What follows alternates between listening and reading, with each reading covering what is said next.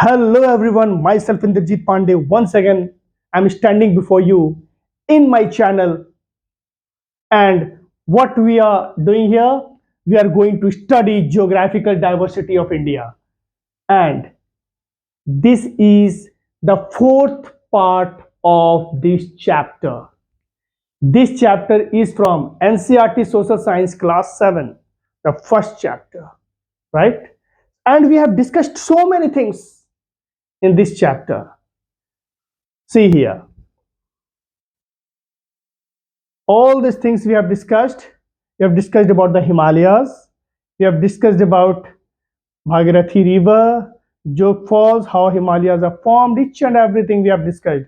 Himadri, Himachal, Siva lakes, all these. Then see, uh, cold desert of India, then Thar desert, right? Okay, see the Gangetic plains, the northern plains, the most fertile area of our country, you can say. And see here, we have discussed this thing. Wow, what beautiful pictures you can see here. The Great Indian Desert or the Thar Desert we have discussed. Then see Jaisalmer, the Golden City.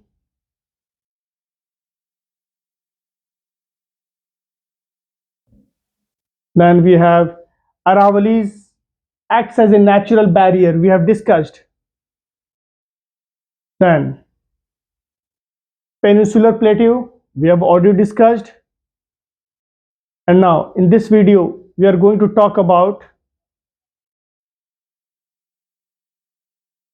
India's amazing coastlines. Already we have started this topic, right? India's amazing coastlines. India, see here. India's coastline is dotted with beautiful beaches, rocky cliffs. Rocky cliffs means like this, है ना? Rocky cliffs. And lush green forests. Some beaches have golden sand, while others have black rocks.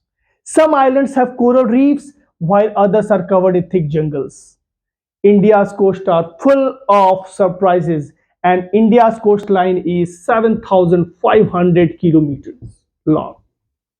This is the length of India's coastline. And let's talk about the west coast of India. See, when we talk about this, this is the west coast, this is the east coast. Any doubt? Okay, west coast. So, west coast, and this is the east coast. Now, the west coast of India stretches from Gujarat area to Kerala. Okay, this is the Gujarat area from Gujarat to Kerala, passing through Maharashtra, Goa, है ना, and Karnataka. Most rivers here originate in the Western Ghats. So this is the Western Ghats, and most of the rivers they originate in Western Ghats, flow swiftly and form estuaries. The coastline is set by alluvial deposits from short rivers and features coves, creeks, estuaries with the Narmada and Tapti river. Now, when we talk about Narmada and Tapti river, Narmada and Tapti. Now, these are the two rivers which flows from east to west. These are the two rivers which flows from east to west. Rest all the rivers, Godavari, then Kaveri, all these they flow from east to west. But Nanda and Tapti they flow from east to west, right?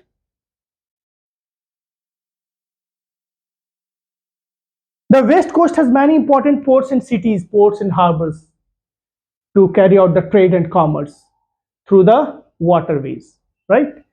These have been the centers of economic activity for millennia from the since past so many years.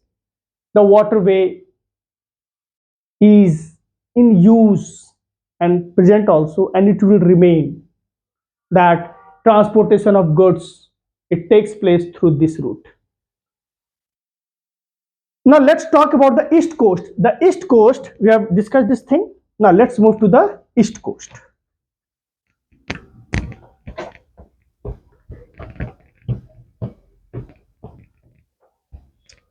The east coast.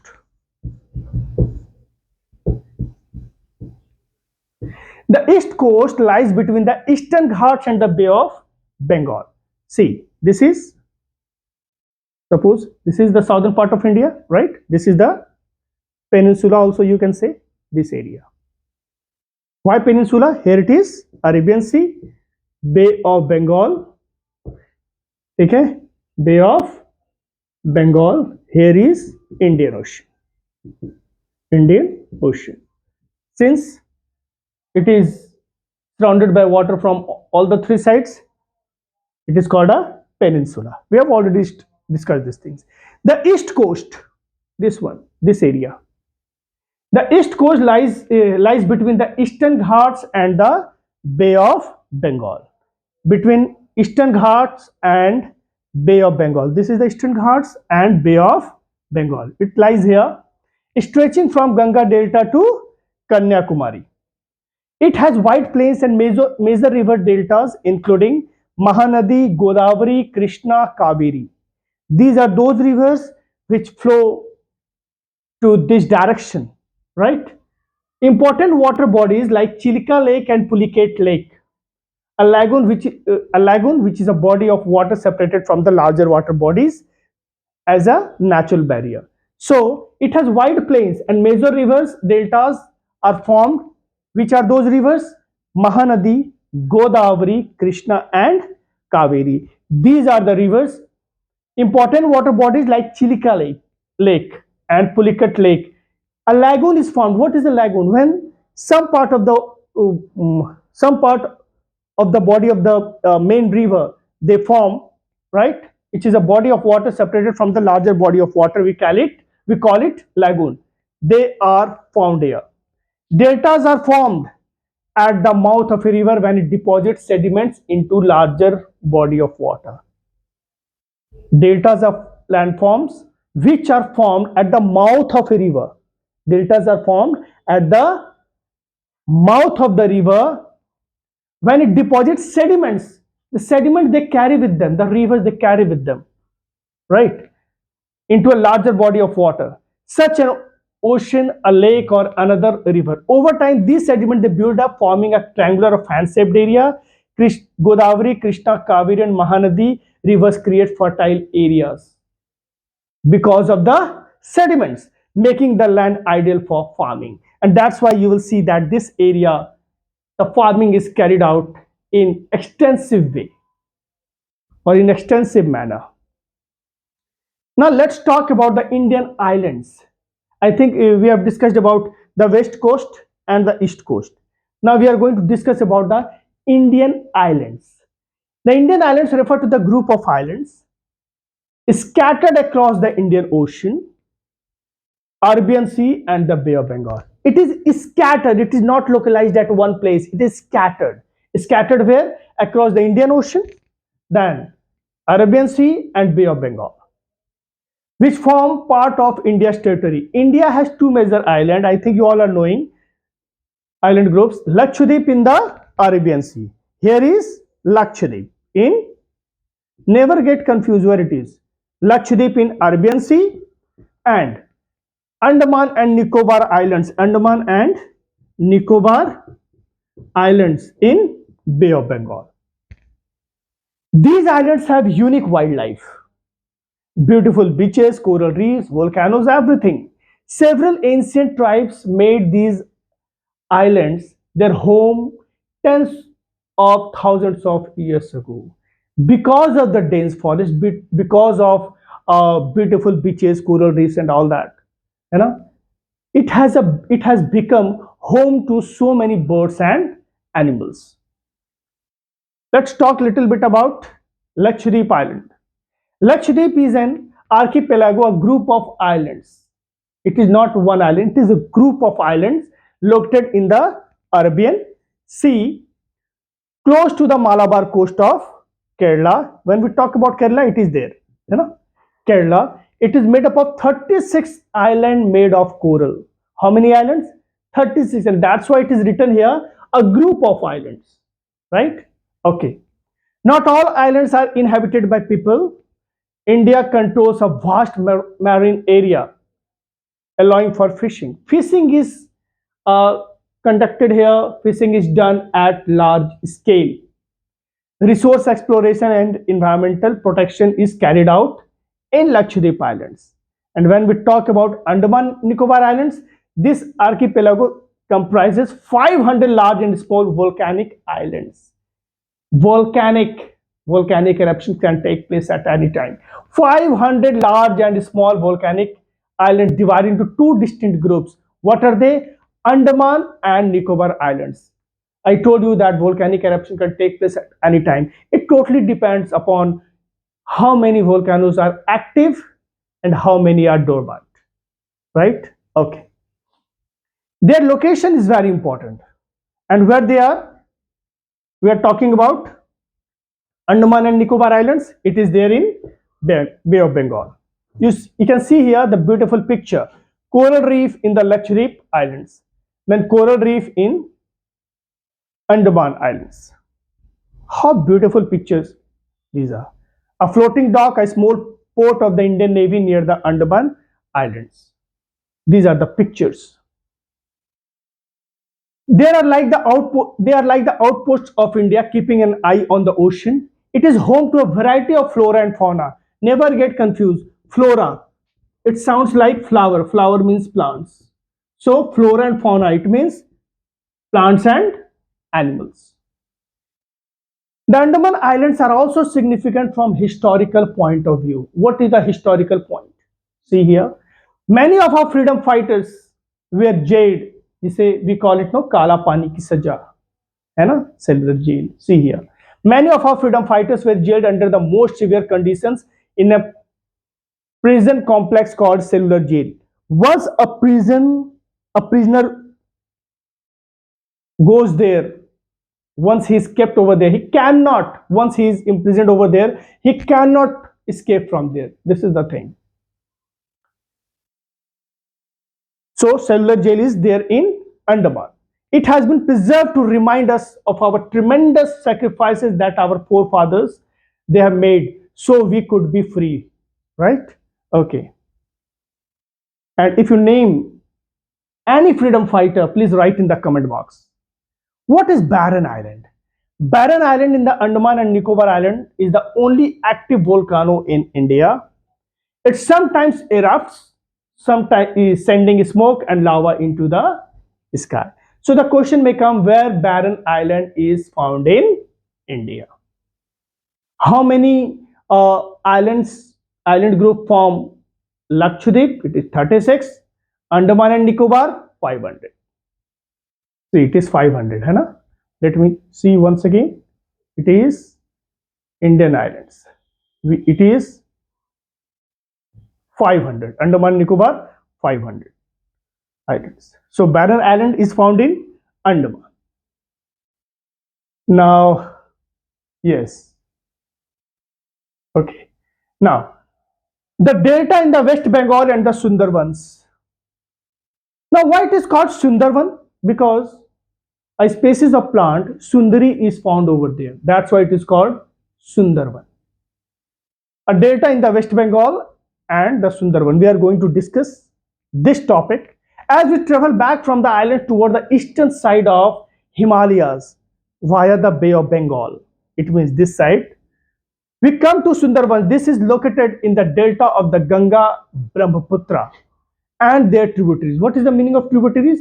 When so many smaller rivers they tribute water to the main river and their tributaries. This delta has a unique combination of river, sea and land. About half of it is located in India and the rest is in Bangladesh. This is the most interesting fact.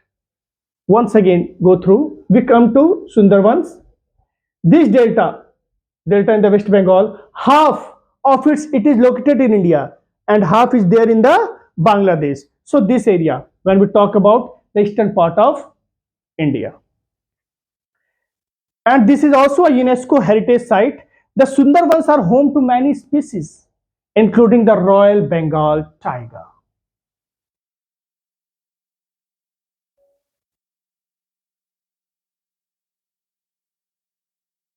Now, wow, what a beautiful picture it is.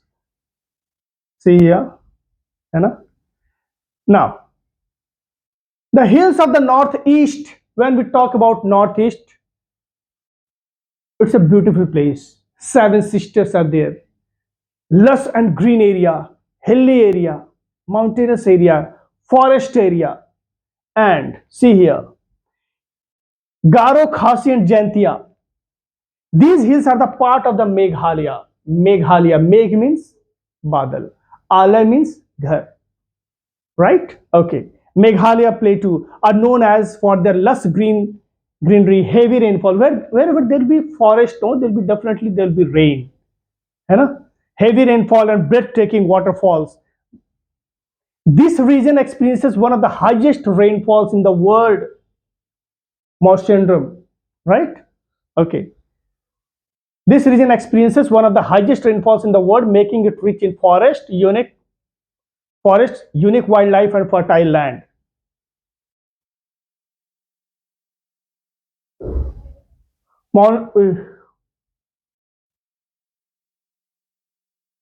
Molenong village, situated in East Khasi Hills of Meghalaya, is renowned as the cleanest village in Asia. See how people are living there.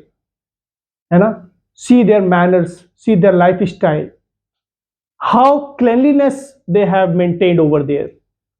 This pictures village is famous for its well-maintained cleanliness, bamboo dustbins, and eco-friendly living practices. The village is known for its living root bridges, which are created by weaving tree roots over the course of many years. Even from the roots of the trees, they have made bridges. You can see the picture, right? So that's all in this chapter. This chapter is over, and let's see which chapter do you want me to start. The rise of empires. It will be the next chapter of class 7 from history part, right? In the next video. So in the first part of this chapter, this was the fourth part, right? From the first chapter, it was the fourth part, and this chapter is over. Now, the new video which will be uploaded soon, it will be from the rise of empires, class 7 history, right? If you have liked my video, please subscribe, like, put comments, raise questions. If you have any doubts, say to others. There are so many children who are not able to understand social science. Okay, thank you very much. Have a good day.